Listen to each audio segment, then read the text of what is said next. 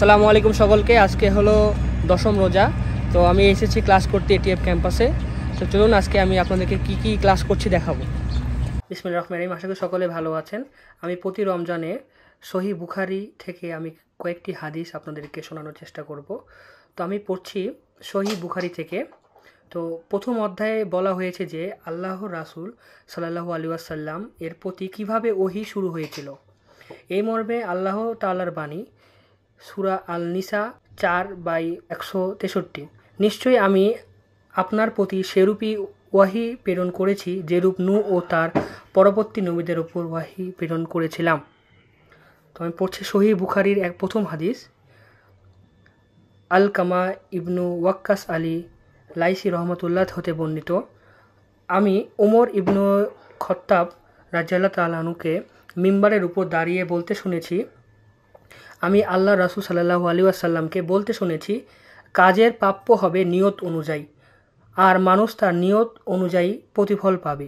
তাই যার হিজরত হবে ইহকাল লাভের অথবা কোনো মহিলাকে বিবাহ করার উদ্দেশ্যে, তবে তার হিজরত সে উদ্দেশ্যেই হবে যে জন্যে সে হিজরত করছে।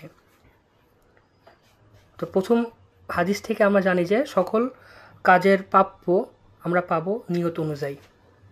দ্বিতীয় হাদিসটি পড়ছি সহিহ বুখারী হতে।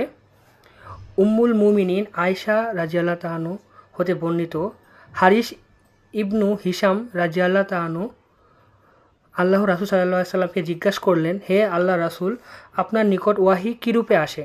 আল্লাহ রাসূল সাল্লাল্লাহু আলাইহি ওয়াসাল্লাম বললেন, কোনো সময় তা ঘণ্টা বাজার মতো আমার নিকট আসে, আর এটিই আমার উপরে সবচেয়ে বেদনাদায়ক হয়, এবং তা শেষ হতেই মালাক অর্থাৎ ফেরেশতা যা বলেন আমি তা মুখস্থ করে নেই। আবার কখনো মালাক মানুষের রূপ ধারণ করে, মালাক বলতে ফেরেশতাকে বোঝানো হয়েছে, মালাক মানুষের রূপ ধারণ করে আমার সাথে কথা বলেন, তিনি যা বলেন আমি তা মুখস্থ করে নেই।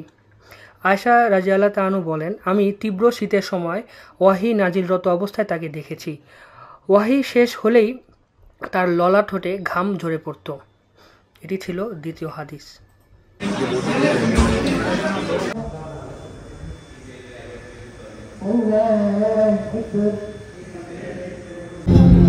আমি এখন যাচ্ছি ক্লাস করতে।